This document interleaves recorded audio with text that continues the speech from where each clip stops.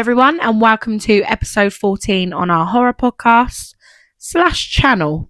We're gonna call it a channel now as well, because we are thinking of doing more than podcasts on here. Podcasts? I said that really weird. So yeah, we're gonna say podcast and channel now, because it don't sit right just saying podcast. Welcome to our podcast. Anyway. Hi everyone. It's been a while. It's been about a month, but we're back. We're only human. Yeah, but we've been a bit shit. But I've been busy. Ruby's been busy, and it's just the way life goes. Yeah. All right. And at the end of the day, this is cry about it. Yeah, and that. No, we are back. But we don't know how often at the moment. I just want to get that out there now. We were doing them weekly. That is not going to be happening at the minute. It will be either every fortnight or when we can. So just keep an eye. Turn your notifications on, because we don't know when it'll be. It might be a little surprise one. Yeah. We'll just be like, bam, and we're there again. Yeah. So the reason we've been like a little bit behind, like I'd say one of the main reasons, and I don't know if you agree with this group, is because we've been struggling for ideas. Yeah. Like for the last 2 weeks, we were going to do one a few weeks ago, weren't we? Yeah. But for the life of us, we could not think of what to do. So we had to literally brainstorm, and nothing was coming to our head. So that it was like it was a block. Yeah. Do you know like writers get a block? Yeah. It was like that, but with obviously the podcast. Yeah. So that's part of the reason that we haven't really been around. But we have come back, and we're going to do Insidious today. We're going to talk about all the Insidious films because we do love them. We want to do Halloween podcasts at some point, but I think to do that, even me who... I feel like we need to book a holiday for that. Well, it's my favourite franchise. To watch all the films, and then, you know what I mean? Yeah. You need to pick a bloody 3-week holiday. Yeah, literally, I know so much about Halloween, like, because where it's my favourite franchise, I sort of analyse everything in the whole thing. But even I think I would need to look into some of it before talking about it. So, because I know people get a bit like... Yeah, some people are like, no, that didn't happen. Or actually, for your information. So, and I can't be asked for that shit. No. So, I want to really, really know what I'm talking about before I talk about it, if that makes sense. And Ruby also needs to watch a few of the other ones, don't you? Yeah. Because you've seen the more popular ones. Yeah. Like the original and the newer ones. But I think like number 4 and things like that you haven't seen. No. Or number 3, Season of the Witch. Yeah. See, you're like, what? Yeah. I mean, Season of the Witch is a bit of a weird one anyway. I don't really go a lot on that. But it's still part of the franchise. So... you need to watch it. But yeah, so today we're talking about Insidious. We're going to literally do what we used to do. We're going to talk about some scenes. This ain't going to probably be an overly long podcast, to be honest. We're going to just talk until we run out of things to say. So we're going to be talking about the scenes in the franchises, some of our favourite from what we can remember, because obviously I haven't sat and watched every single one before this podcast. But I'd like to say I'm quite familiar with Insidious. Like I feel like I can... remember quite a lot of it quite well. And then we're gonna obviously rank it like we used to do. Yeah, it's just like one of them things where this franchise is something that if you quickly Google something, you're like, oh my god, and then it all comes back to you. Yeah. Whereas like if something with like, same with Scream, really. Yeah. Like I can't sit there and relay every single plot of each film to you. No. That's not gonna happen. For some reason, with like paranormal films, I'm like that. Yeah. Like The Conjuring, we said this before. No matter how many times I watched The Conjuring, I can't sit there and, apart from number 2, I could literally, I remember everything that happens in that film, probably because it's my favourite. But I wouldn't be able to sit there and go, yeah, in The Conjuring 1, blah, blah, blah, blah, blah, blah, blah. I couldn't. No. And I've watched that so many fucking times. I think it's just my brain. It's just not wired up right, I think. Yeah, maybe you're just into... slasher more, maybe. I am, I suppose, but I suppose actually with like Scream and that I probably could relay it all, and like Halloween. But with Halloween, Scream, Terrifier, Halloween, with Halloween, what I mean by having to really look into it is there's so many references in the films and so many like fucking, it's just Easter very eggs. clever. Exactly. If you fucking get it wrong or you say something slightly fucking in the wrong way, you'll get all the Halloween fucking know-it-alls in the comments. And my god, I can't stand that. No, it does my head in. So you know, because even as it annoys me a little bit, because I think we've said this before. We've said this before. just because we're horror fans, Yeah. doesn't mean we know every single fucking thing in each film. Exactly. You know, some people are like, what? You don't like The Shining? And I'm like, I'm not bringing it up again. So now I'll bring it up in a lot of podcasts. But Yeah. people expect me to like it. And I'm like, well, no, I don't fucking have to like it if I don't like it. Just because it's horror. Do you know what I mean? Or if people go, what? You haven't seen this film? And I'm like, well, no. No. And they're like, but you're a horror fan. I'm like, so what's your fucking point? I like what I like. If you're a bloody rom-com fan, Yeah. have you seen every single rom-com film But out they there? expect you to know it all. Like The Hills Have Eyes and things like that. I'm not that into it. I like The Wrong Turns. Love Wrong Turn. But The Hills Have Eyes, never been that into it. Kind of a similar thing. It's like hillbillies and stuff. Yeah. And people are like, what, you don't like it? I'm like, well, no, I don't dislike it, but Yeah. it's not one of my favourites. You know what I mean? What I do love, though, on the opposite end, is like if someone goes to me, like I have someone at work who really loves the Evil Dead franchise. Yeah. And I say like to Evil him Dead. every time, I've never seen Evil Dead. Yeah. All I've seen is like the newest one. Yeah. I think you've watched a bit of Ash versus Evil Dead, Yeah. which is like a comedy with Yeah, me. probably. I've had it on. Obviously I've seen the one with the, is it, I don't know bloody name, the movie Evil Dead talking. Rise. Yeah, that one. Yeah, that's part of the franchise. Yeah, I've seen. That's the only one I've seen, and Yeah. every time I say to this person at work who I work with, I've never seen him, but he will always show me, oh look what I've got from Evil Dead franchise. This is from this film, and I'm like, does he collect it then? yeah, he collects Evil Dead stuff. Oh, it's showing, you have to show him that book, see if he's got it. It's 40th anniversary. Yeah, he has like he showed me a picture of all the stuff that he's got. Yeah. And I said, oh, that's nice, blah, blah, blah. He said, oh, this is from this film. And I'm like, oh, okay. But you're thinking, what? But he knows I haven't seen it, but he'll show me anyway because it's still horror. He still show me his collection. They are good. I mean? They're one of your dad's favourites, Yeah. Evil Dead films. Bruce Campbell and that. They are good films, but again, it's not one of my favourites. No, but that's the side I like, where even if you haven't seen it, you can still bond over the fact that, oh, I got this. This was a good, like, I think it's because still some or people something, respect you know? that you don't know it all, but at the end of the day, but there are people they can teach you. Yeah, and you know, I think this is where I know we're not talking about Insidious yet, guys, but we're having a bit of an introduction where it's been a while, I suppose. But sorry, I think this is where people say about the horror community can be quite toxic. I personally haven't seen that side of it. We said this in the last pod. I haven't seen this side of it, but then I suppose that could be the toxic thing of people going, other people in the horror community going, what, you don't like that film? Like, well, so what if I don't? Yeah. You know? Haven't had that. Yeah. I haven't experienced it, but I know that other people have. Yeah. Or like people expect you to love pumpkin spice stuff and you're like, what? No. Oh, well, I kept smelling. I can't stand it. I was smelling I don't candles mind the smell of yesterday. it. No. But sometimes they're not very nice because the ones in Home Bargains actually this year smell weird. Actually, though, have you seen the purple one? Yes. Yeah, that one was lovely. Yeah. I love that one. I got that one the other day. They're like appley one in Home Bargains. That's like all right. Yeah, Christmas. it was like a purple one. Yeah. And if I was allowed to put a candle in my room, that is, love it. I think I all the others, pumpkin spice or. Yeah, but the pumpkin spice in Home Bargains used to be really, really nice. I don't like ginger. But this year, ginger. It smells I don't like ginger. No offense to any gingers out there. Yeah. No, I mean, as in, I don't like. As so when you can get like gingerbread or pumpkin spice sort of candle thing. Hate it. Salted a load of ginger. Sorry. Don't like ginger. Sorry. Sorry for ginger. Gingers are friends, not food. All right. I don't want to eat a ginger. Right, I'm just doing a fucking Finding Nemo I know. quote. But I'm just. I don't want to eat a ginger. Oh. I don't want to eat a ginger. Anywho's, yeah. So I feel like when you drink pumpkin spice, it never drunk it. No, it tastes like you eat. Do you know them candles that you don't like? It's like imagine you melt it. Imagine you melt that candle and you're drinking it. That's what. Honestly, it's disgusting. Whoever drinks that. Oh, but they make it big old craze zone like Starbucks. Oh my god, pumpkin spice latte! I'm like, because shut up. Say it. Some people generally like it, and that's fine. But I feel like people just do it for the trend. Aesthetic. Yeah, I'm sorry. No, and it is like a nice thought, but in my head, hot chocolate. It's like walking down the street, doing a bit of Christmas or Halloween shopping. Oh, in a cozy jumper in the Burr months. Oh, that sounded like a farmer. Burr months.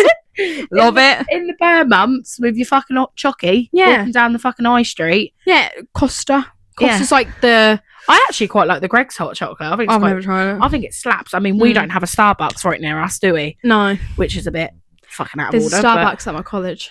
Yeah, all right then. Fuck off. You fucking bring one home then, can't you?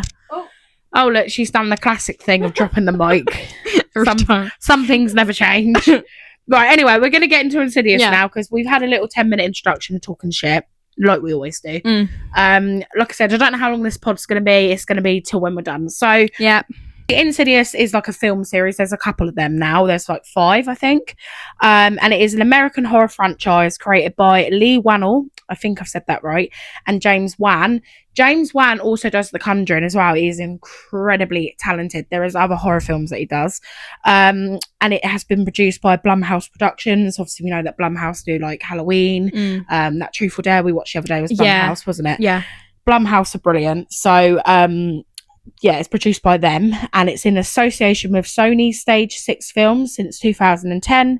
The films in the franchise include Insidious 2010, Chapter 2 2013, Chapter 3 2015, The Last Key 2018. Fucking hell, was The Last Key 2018? That's when yesterday. That's when I started year 7. That's when I was like either 11 or 12. Oh my god, that only felt like yesterday. She said she was 12.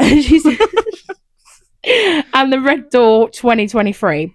So the films apparently have grossed over $731 million worldwide. My dollar. On a combined budget of $42.5 million. That is fucking chicken oriental, that is. In that. Yeah. In it. Give me that dollar bill. So it says that the first 2 films were directed by Wan. The third was by Wannell. I think I'm saying Wannell, right? Wannell. I feel like I'm saying it right, but I might not be. Who also served as a screenwriter for all 5 films. Adolf. I nearly said Adolf then.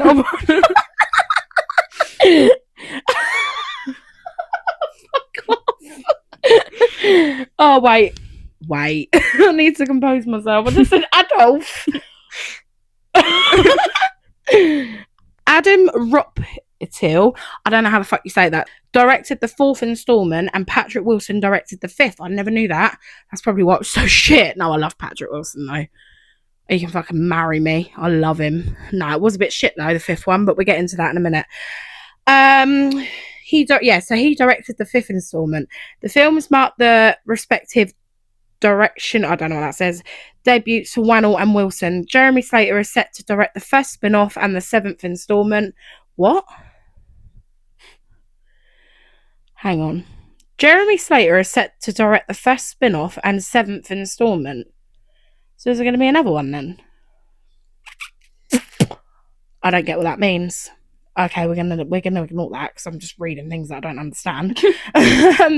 Okay, so the first 2 films, Ruby does have the chronological order to these films, which I didn't know there was a chronological order. So it makes more sense now because Chapter 3 is completely different to 1 and 2.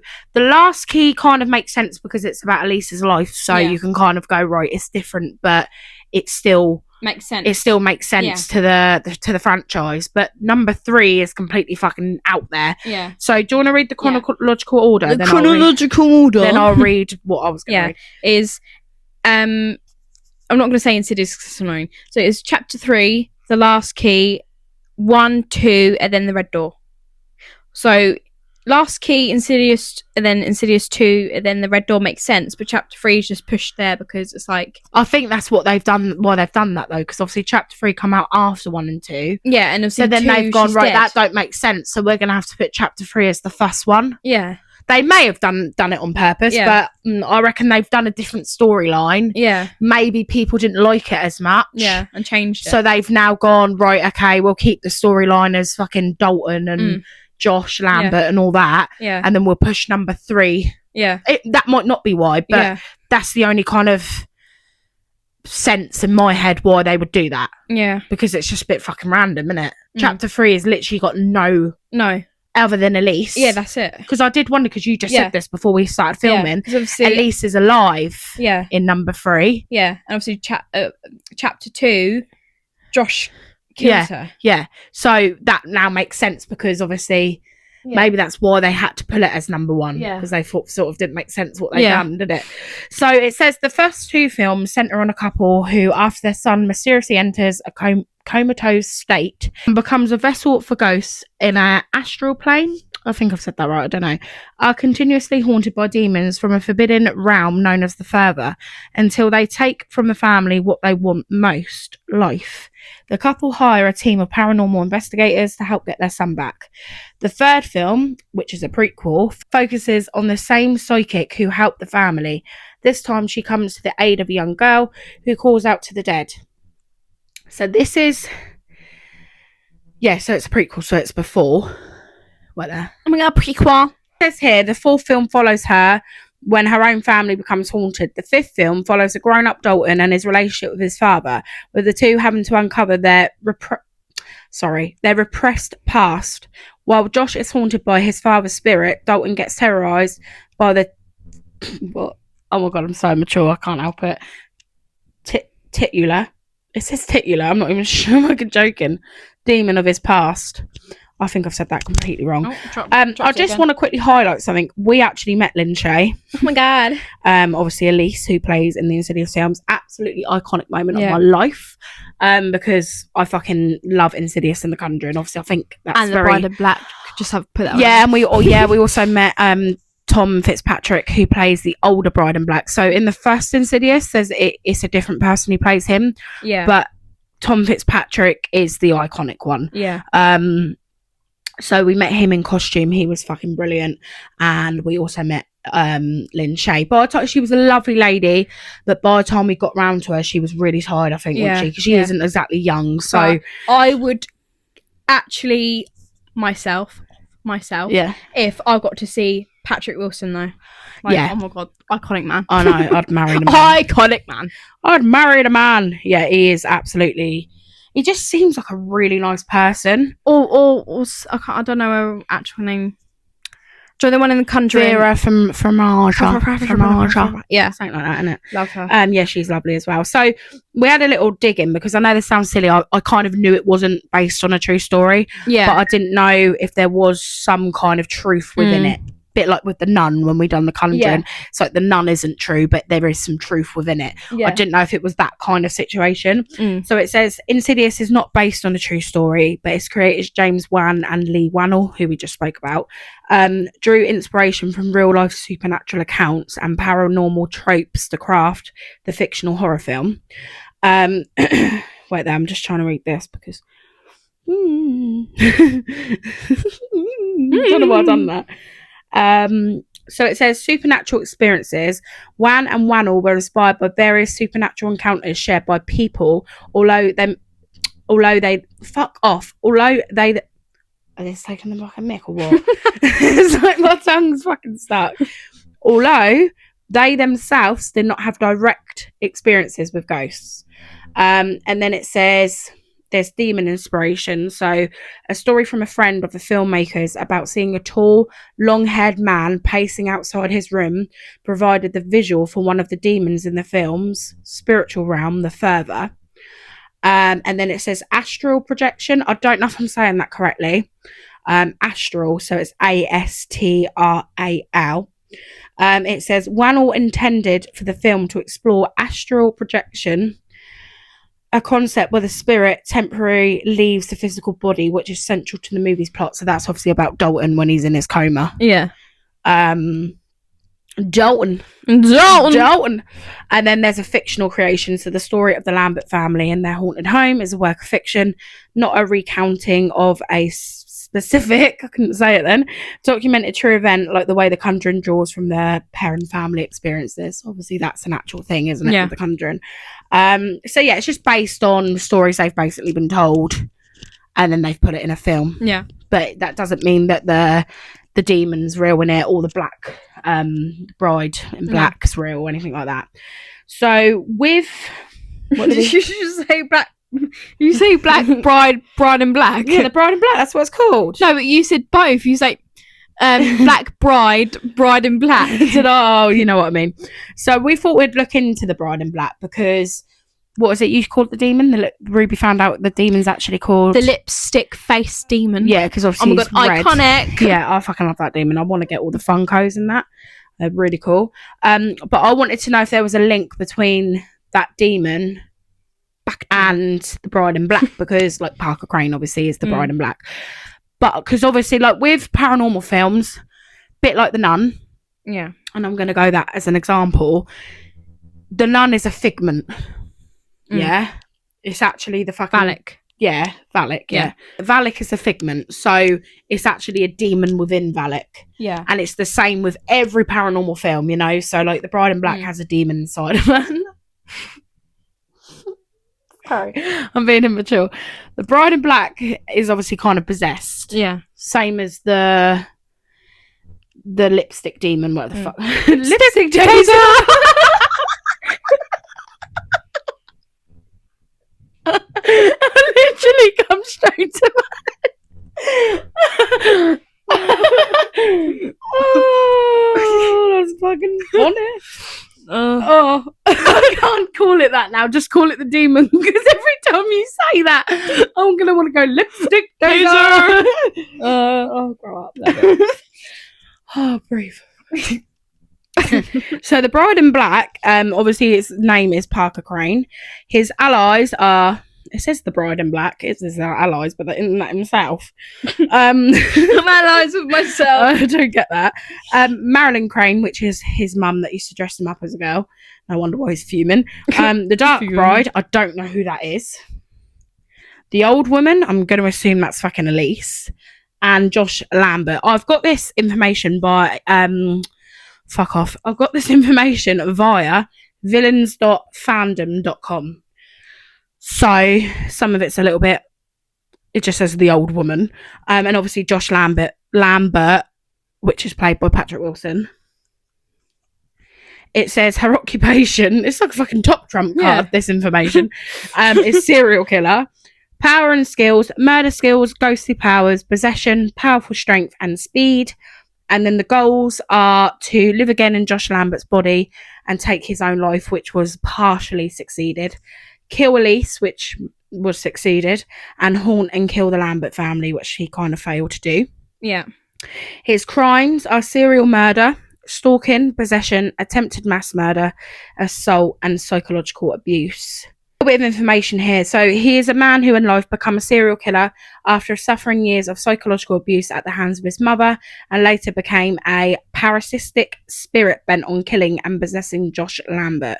He was portrayed by Philip Friedman in the first film and later by Tom Fitzpatrick as Old Parker in the sequel, while his younger self was portrayed by Tyler Griffin as young Parker.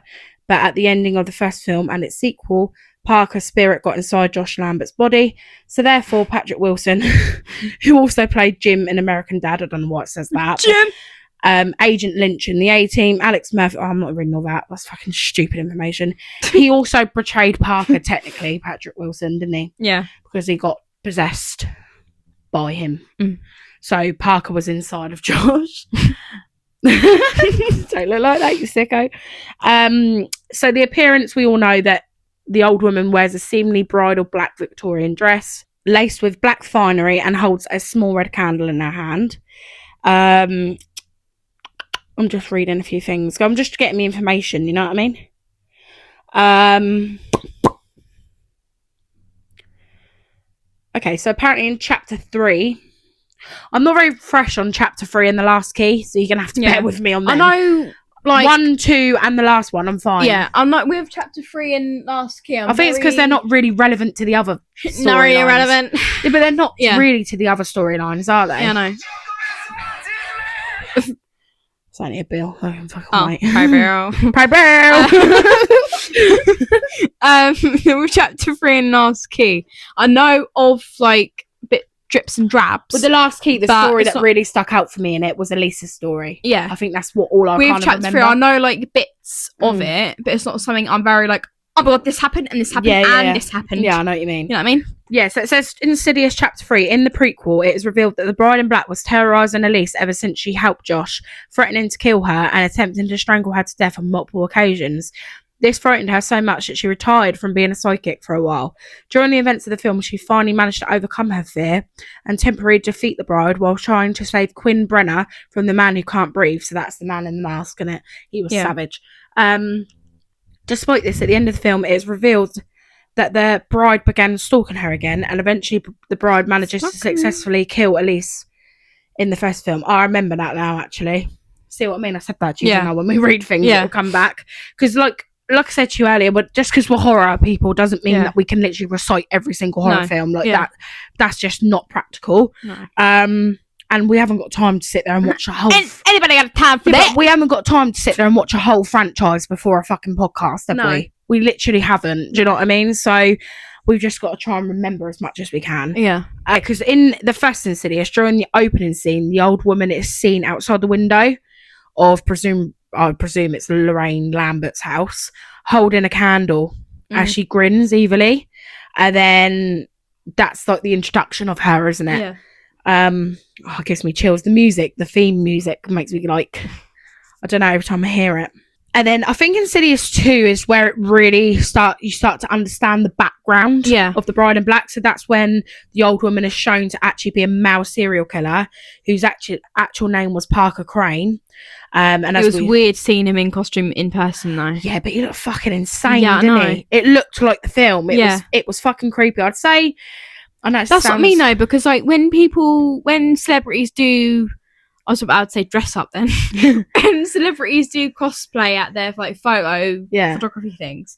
Sometimes it's like not to the film. No. Yeah. I mean, I know sometimes with certain costumes they can't use like... Well, you got to imagine as well the makeup that they probably get on set. Yeah, it's as different. Opposed to what they get at a convention. I imagine the makeup artist that he had at the convention probably would have just been someone working there, or not just one of the staff. Yeah, but I imagine that person would have done everyone's makeup. Yeah, exactly. You know what I mean? But his especially was like really to the film.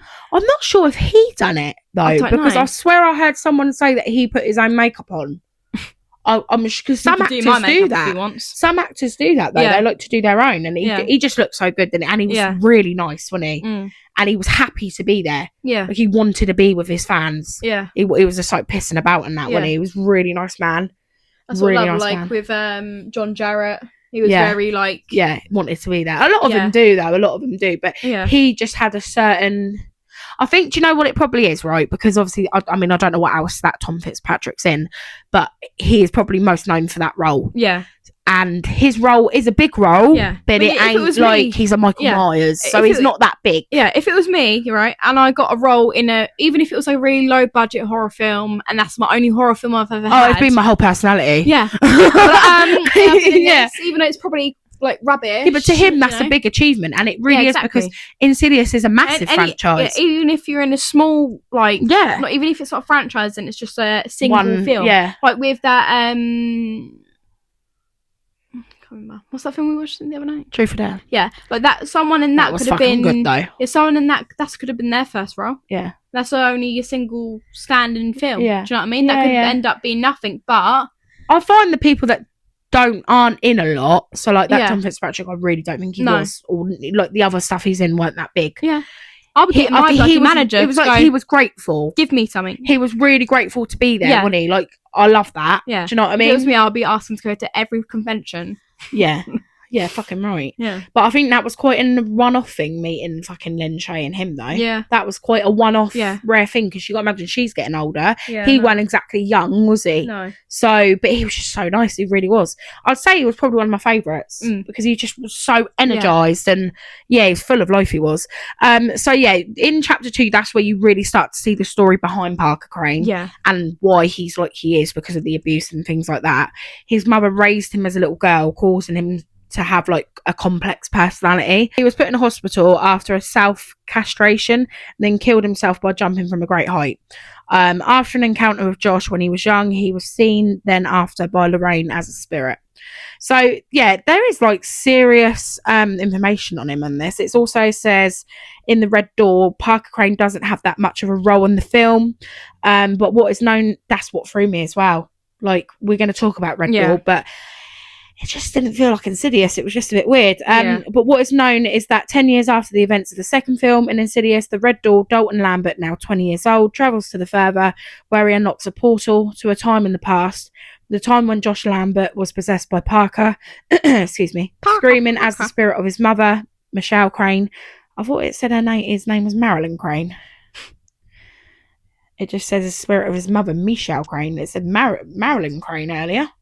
I don't know. Being destroyed by Elise, Dalton's spirits pulls Parker Crane's spirit from Josh's body into the future in the further into the Lipstick Faces Demon Slayer, where Parker strangles Dalton before disappearing, presumably being banished like he was in the second film.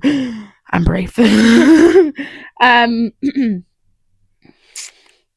Just reading this. So yeah, he's a very important role, the Black Bride, because we wanted to know as well if he was kind of linked to the lipstick demon, didn't we? Yeah. And it does say that demon. Yeah, I can't call him that now. Yeah. You've ruined it for me. Lipstick face. Yeah, but you said it at the same time. Just the red face. I thought he was called the red face demon or something. No. All right then. It's because it says Parker Crane is linked to the demon in the Insidious franchise because the demon forms an alliance with Parker Crane, who is known as the Bride in Black and is the secondary antagonist of the film Insidious and the main antagonist of Insidious Chapter 2. The demon also made a deal with Parker Crane, which led to the events that resulted in Josh's possession and Elisa's death. So it is linked, but it isn't obvious. Every time we say like they made a deal, I can just think of them stood there, the red demon, and then him going, "All right, we have a deal, yeah." Have a little handshake. Yeah, yeah. You sign here, right? But I don't know about you, but I just don't think it's obvious that they're connected. Oh yeah, and obviously apparently it's implied that it's the same entity as the wheezing demon. Yeah, which is in Chapter 3. Yeah, I love that one. I think that's fucking a really, really good thing that they come up with. 2 seconds, just trying to. Yeah, see, on here it says Michelle Crane. Parker was born to Michelle Crane. But on something else it said Marilyn Crane, but it was on the same source. So I don't get either Marilyn or Michelle. I thought it was Marilyn, but whatever. His mummy. His mummy. Always got mummy issues. I'm just trying to read. I think the thing is, what you have to understand in a lot of paranormal films, it all goes back to like the fact that they're all just demon. They're all the devil, aren't they? Yeah. Just inside like another. It's like a facade, isn't it? It's like another face. Yeah. Rather than the devil walking around, it's just another. It just takes another embodiment. Yeah, exactly. Yeah. Oh my god, big words. That's a big word for Elmo. It's a big word for Elmo. Is my impressions coming back, or haven't heard that? She has risen. The demon. It says that demon also manipulates Parker Crane to commit acts of murder against the Lambert family, as Parker is the primary antagonist, known as the Bride in Black. So that is the main thing in Insidious, isn't it? And then you just sort of see little bits of the demon, kind of thing. When you actually read it and you look into it, it does make sense, because when you watch it, sometimes you're trying to make sense of it by watching it, and it doesn't always work like that, does it? But so yeah, they are connected. And if you guys want to know more information about that, I really, really recommend that you have a look into that, because that's quite interesting. You can find the information on like fandom websites and things like that. I really recommend doing that. Oh, just before we talk about some of our favourite scenes, we're going to have to go from the top of our head with scenes, because I'm not going to lie, I haven't written them down, so I'm just going to have to try and remember some. I just want to talk about some key elements of the Insidious plot. So obviously we hear them refer to the Further. So the Further is a dangerous astral plane filled with lost souls and spirits who seek to possess the bodies of the living. Sorry, I don't know why I paused like that then. So it's basically like another world, isn't it? Kind of thing. The astral projection is a natural ability, we said about this earlier, particularly in the Lambert's family, that allows consciousness to leave the physical body. So that's what you see happen to Dalton. Yeah. He obviously is in the coma, and they don't know why and all that bits, because he's basically somewhere else. He's in the Further, isn't he?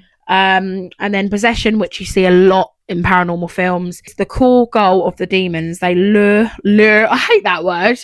Such a weird word. Lure. It's like a French word, Leah. Yeah, I hate it. Leo. Astral projectors into the further and trap their souls, making their physical bodies vulnerable to possession. You see that a lot in paranormal, obviously, films.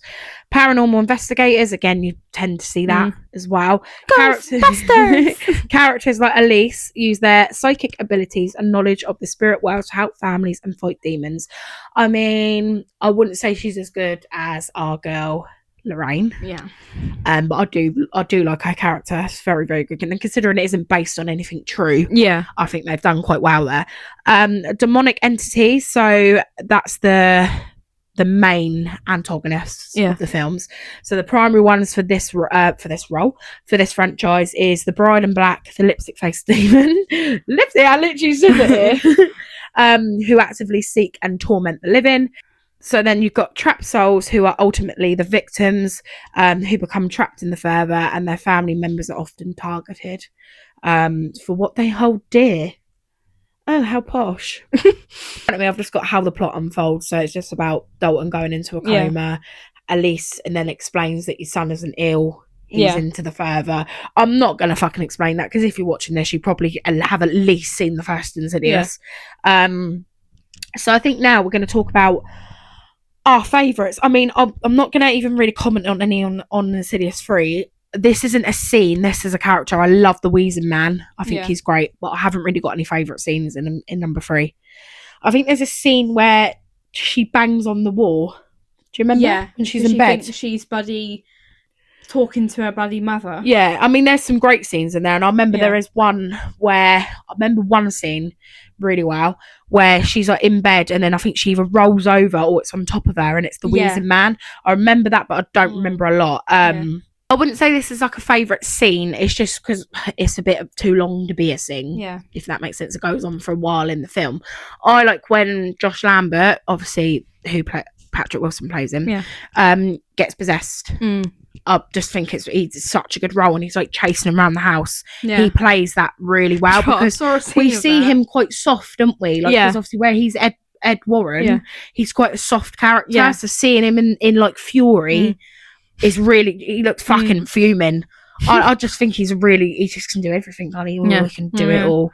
Sorry, or he can get angry. Oh, he can marry me, honestly. I love him. Karen. I saw an edit on TikTok. Do you know the thing you did with, I can't remember what it was now, you put Sophia first over it? Yeah. There was a scene, obviously that scene where he gets around, he tries to, use like the stuff to kill him and whatever. Yeah. There was like a certain song that went over it. It was like a similar to the that one, yeah. But it's like, it was similar to that. I can't think of what one it was, and it was playing over the top of that. Oh my god. Surprised someone's done that, because it's just not that. I don't feel like Insidious is that popular anymore. So do you know what I mean? I'm surprised someone's done that out of all the films. Yeah, you have to find it and send me. I know. You're gonna look now, aren't you? Yeah. If you find it, I could try and put it up on the pod or something. You have to do that because of copyright. Copy schmoppy. Copy schmoppy. Fuck them all. Come and see me. It's gone that far now. I ain't got no money, so they can try. What's it called? Do you know Daz Games? Yeah. Him and Will. They do off the hook thing. Yeah. And when they do like people's food.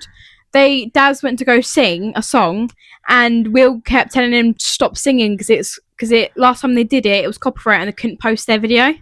That's fucking stupid, isn't it? So every time when Daz kept trying to sing, he just made a song up that didn't exist.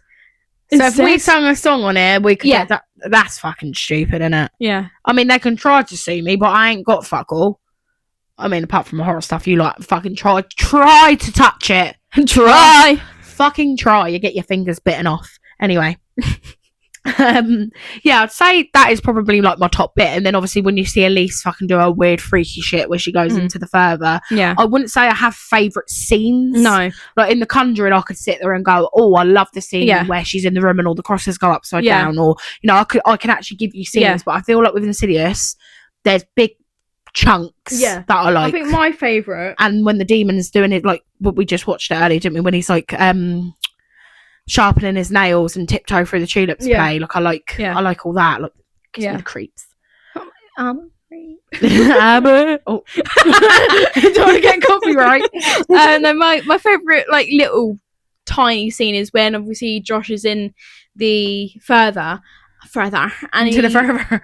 and he's looking around his house and they're all like sat in the living room. Yes. And then they're all still. Yeah. And then when he turns back, they're all like with their I forgot about that. shush. Is that when that's not the bit where they've got all the sheets on them, is it? That's the other bit. No, that's a different Yeah, bit, I know, yeah. This one's where they're all like yeah, it's fucking quite creepy, like isn't it? freeze framed. Yeah. And I'd all, say like, it's creepier than The Conjuring. Yeah, he walks around like the house, I think. I can't remember what way it is. And like they're all freeze framed. Yeah, doing, yeah. Like, some household Yeah, thing. I know, yeah. And then when he walks in the living room, they're all in the living room. Yeah. And then he like turns back and they're all like telling him I to forgot shush. about that bit. See, now you've said it, it's come Yeah. back to me. Yeah. Yeah, but not telling him to shush. They just put their finger over Their mouth. Yeah, I remember Like, that bit, you don't see them move. It's like freeze framed. Yeah, sort of yeah. thing, which I think is quite like creepy. Yeah. I'd say it's more creepy than The Conjuring. Mm.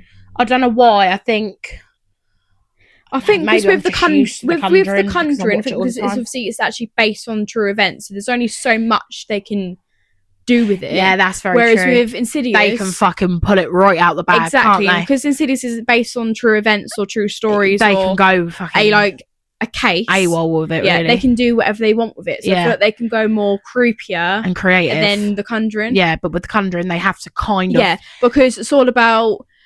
With The Conjuring, it's more about, putting what happened... What people have experienced. on a screen. Yeah. But they also have to do it respectfully. Because it's actually happened to people. Yeah. No, I get that. That makes sense.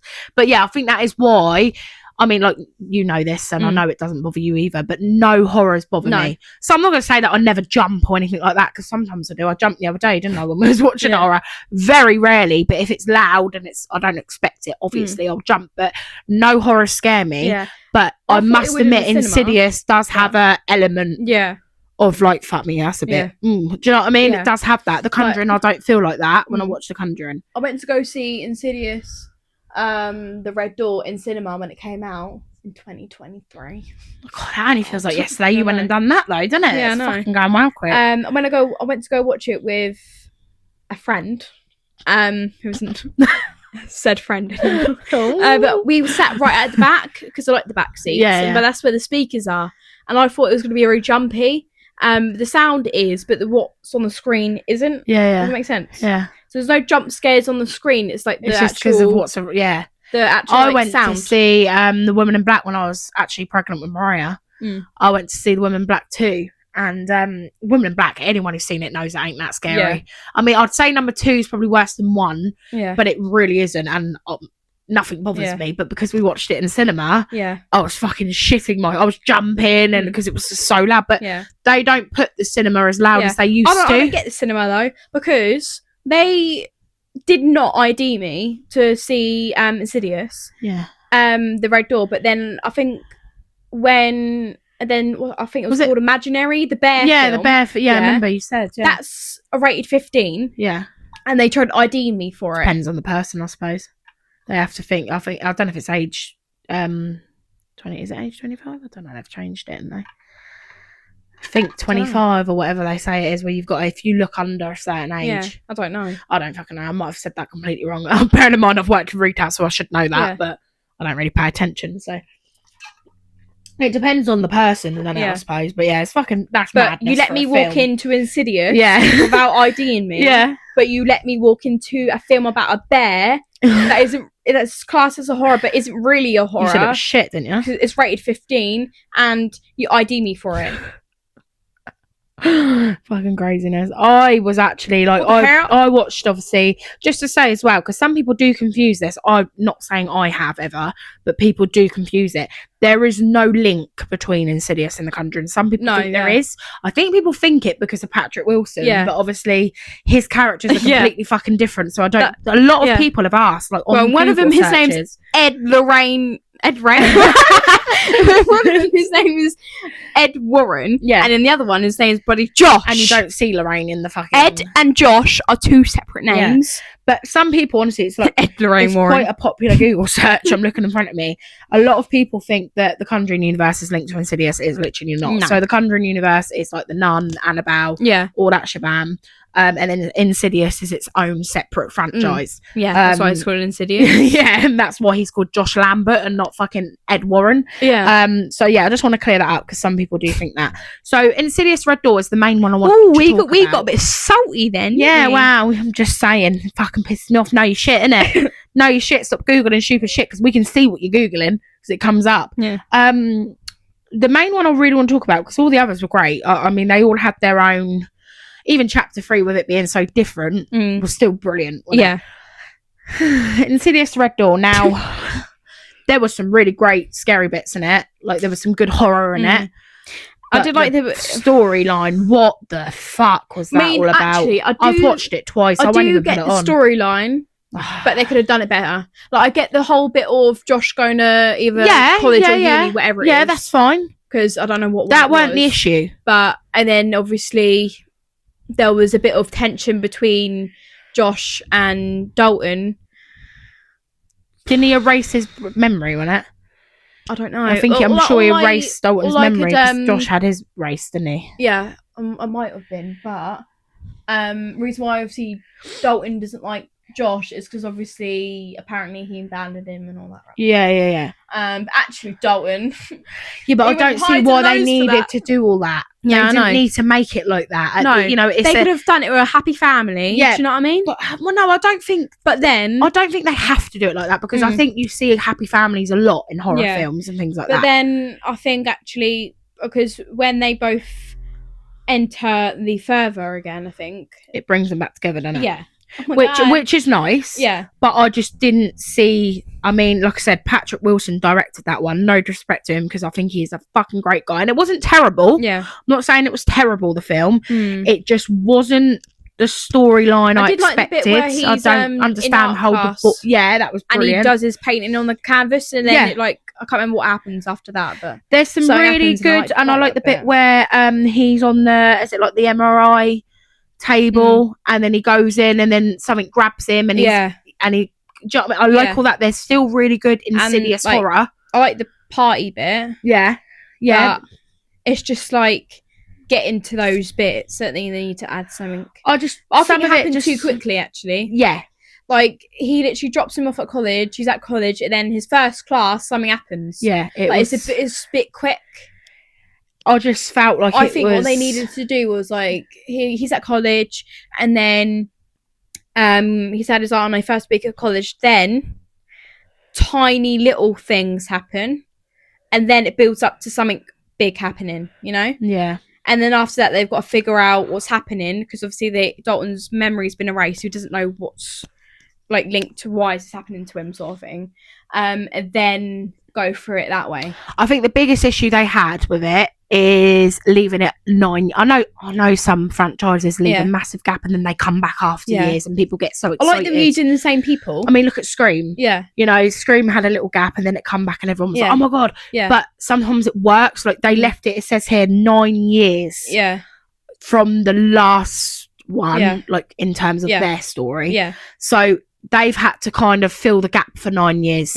So then when you're watching the last one, it feels like you've missed out on a load of stuff. I feel for a film like that, little tiny Dalton to college Dalton. But exactly, I feel like for a film like that, they left the gap too long. Yeah. And I think that's what made it weird. Yeah. Because the other Insidious, did fill the gap, then it's like, why do you keep bringing out so many Insidious? But I don't think that would have mattered. I don't think that would have mattered. But they could have brought another 2 out, so they could have done it when he was sort of mid-age. Yeah. And then one when he was an adult. Yeah. Do you know what I mean? I feel like fucking the jump is just what's made it weird. Yeah. Because, you know, you're fucking putting it on and the mum and dad are divorced. Yeah. He's fucked off to college. Yeah. Dalton's got a problem with the dad for some reason or whatever the reason is. Because he abandoned him. Yeah, well, regardless. But it's just all because, you know, you've gone from watching the Insidious of them all being a happy family. Yeah. Which I suppose is a good way of turning things on its head and looking at it in a different perspective, because I think a lot of horrors are normally like happy family and then that gets torn apart. And then they've like, in the first one, they obviously moved into this new house and then it happened there because Dalton decided to, you know, go looking places he shouldn't. Yeah. And then in the second one, they moved to their mum's Yeah. Josh's mum's. Yeah. And then they just keep moving dot to dot and things happen. Yeah, so it says here, in his first art class, Dalton ends up drawing a picture of the red door used to enter the further, because obviously he had no memory. I'm pretty sure they got rid of his memory like they did with Josh when he was younger. Meanwhile, Josh begins being haunted by the spirits of a man, eventually discovering that it is his father, Ben Burton, who he believed abandoned his family when he was young. Dalton attends a fract party with his roommate Chris, where he sees the ghost of a student who is constantly vomiting. After accidentally going into the further again, Chris shows Dalton a YouTube video by Specs and Tucker, that's the other investigators, isn't it? Explaining how astral projection works, which leads to a clip of Elise talking about the further. But all because of what happens, like I just said, this spurs Dalton's memory, and he finishes his painting, which shows a possessed Josh in front of the red door. A distressed Dalton is poured into the further, back to when a possessed Josh attacked them in the basement. He tackles Josh as Josh attempts to kill the younger Dalton. That's it. And ends up transported back to the lair of the red-faced demon. So things, he watches what happened before. So then obviously his memory comes back and he remembers it all. That's it. So there is a good story there. Yeah, it's just, I think it's just what you said. I think it's very rushed. Yeah. I think it goes into it too quickly in the film. Like, there's no real instruction there. Yeah. And there's things that happen in it that don't need to happen. No. Like, to me, I think the parents, maybe this is just preference. This is personal preference to the film, how I would have liked the film to be. Everyone's got different. Yeah. Some people might go, well, it's no different to them being divorced. What's the problem? Yeah. Me, personally, I think they still should have been together. Yeah. There's no reason for that. Yeah.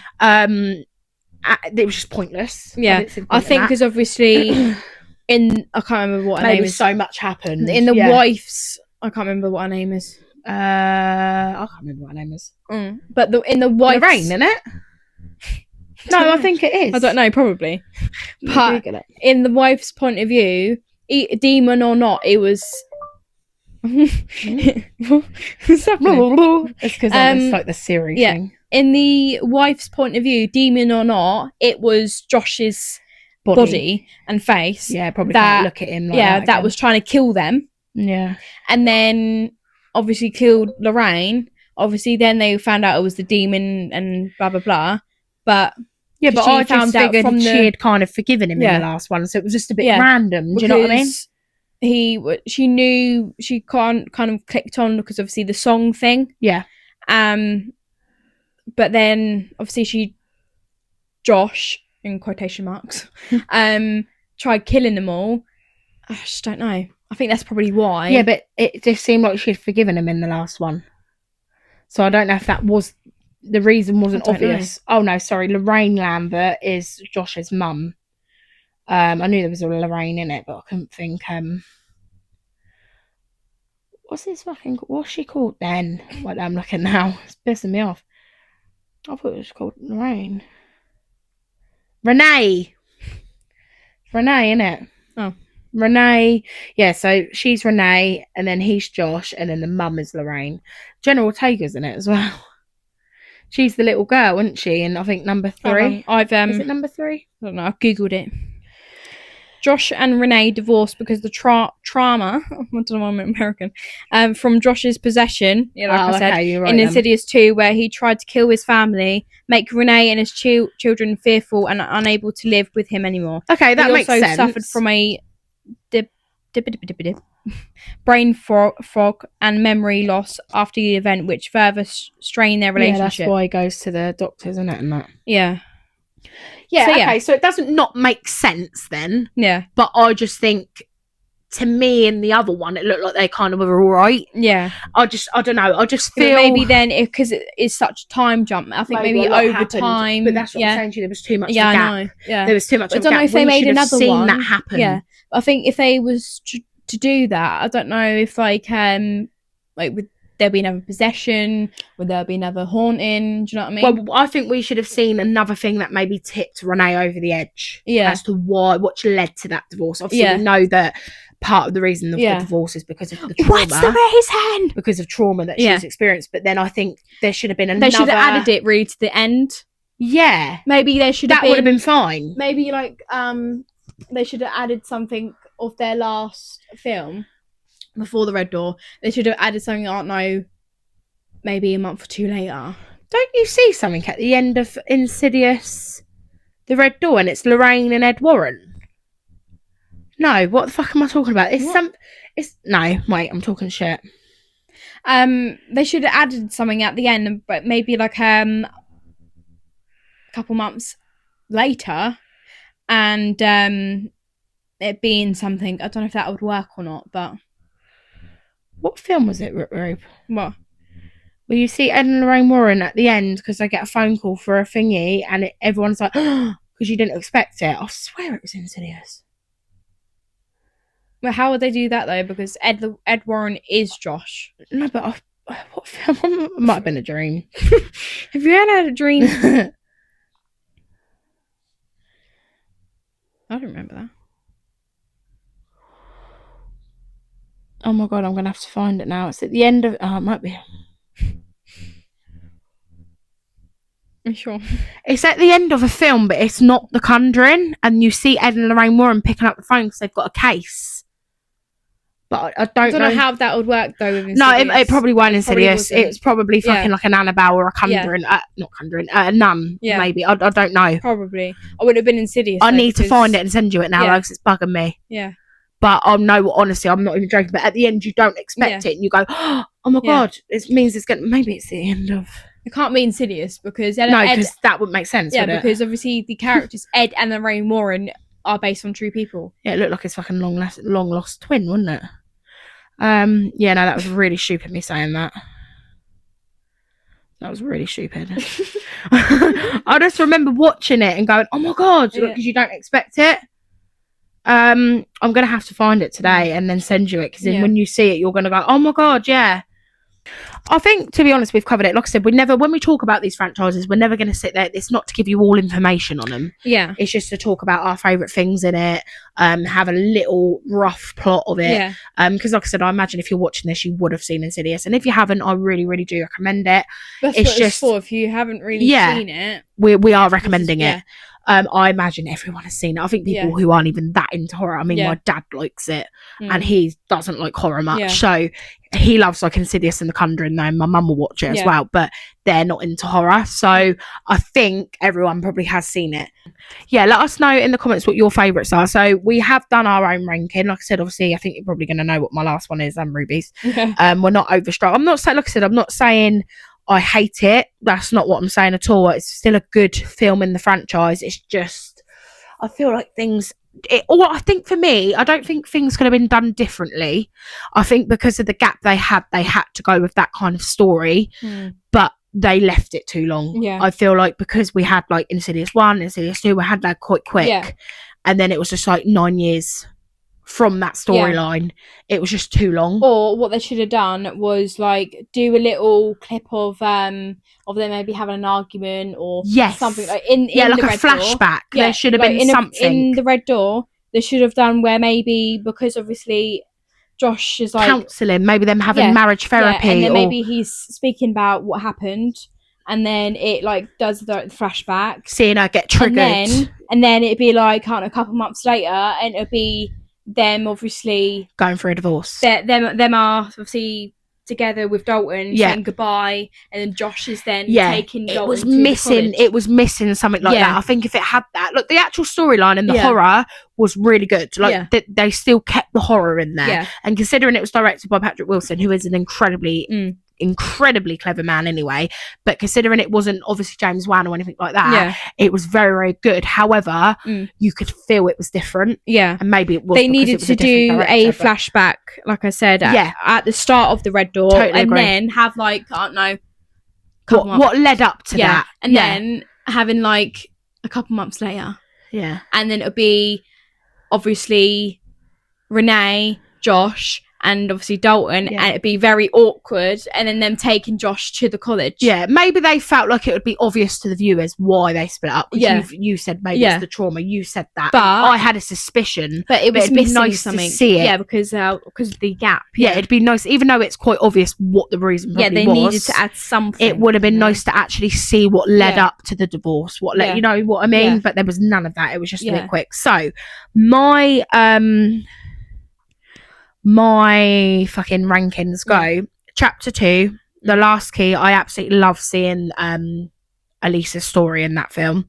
Insidious 1, Insidious 3, and then The Red Door. Or chapter 1, chapter 3. Mine is chapter 1, chapter 2, Last Key, chapter 3, Red Door. Yeah. Because it's just not. Chapter 3 is no relevance. No. My head. And then Red Door needs improvement. Yeah. You're just missing something, can it? I think that's all it was. Yeah. But yeah, so that is it for today. Anyway, like I said, I don't know when we're going to be back. It's going to be if and when. So one thing I am going to do, and I keep forgetting to do it, and I keep saying to Ruby, to keep the YouTube going, I'll post shorts, and I keep forgetting, but I will. I'll post some of my like horror collection if Ruby wants me to post any of her videos, just to keep it going, so you know we're here. Also, we are on Instagram, so make sure you're checking it out in the bio below. So I'm not going to read out what our names are. It's literally in the thingy. I'm very active on Instagram and TikTok. I don't know about Rubes, but Ruby is on social media a lot. So if you want to reach out to her and give her any ideas, or to me, feel free to do that. We're always looking for new ideas. Yeah. So please, any input would be nice. Don't know what's going to be next. We're thinking of doing some, because we want to make it into a bit of a channel as well. Yeah. We're thinking of doing some like Halloween DIYs.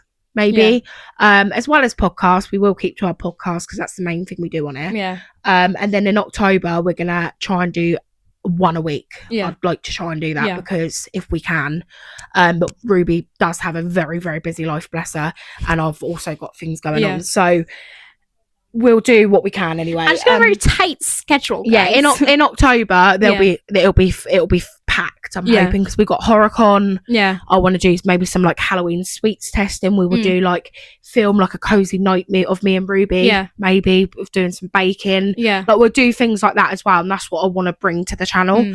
But in the meantime, we'll see you when we see you. And thank you for dropping in. What? And then we can also get some like because at HorrorCon people sell like actual like horror cookies, and, like of the horror sweets they make. You need to buy some of them and do a separate one as well. Definitely. So we'll do all that. There'll probably be like a little haul after HorrorCon of getting stuff. We'll talk to you about how we got on at HorrorCon, probably the last week in October that'll be, because HorrorCon is the 18th to the 19th. So we'll probably do that as our last video in October of how we got on at HorrorCon. We're going to try and vlog it, aren't we, as well.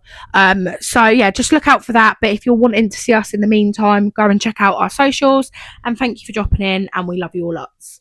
Bye.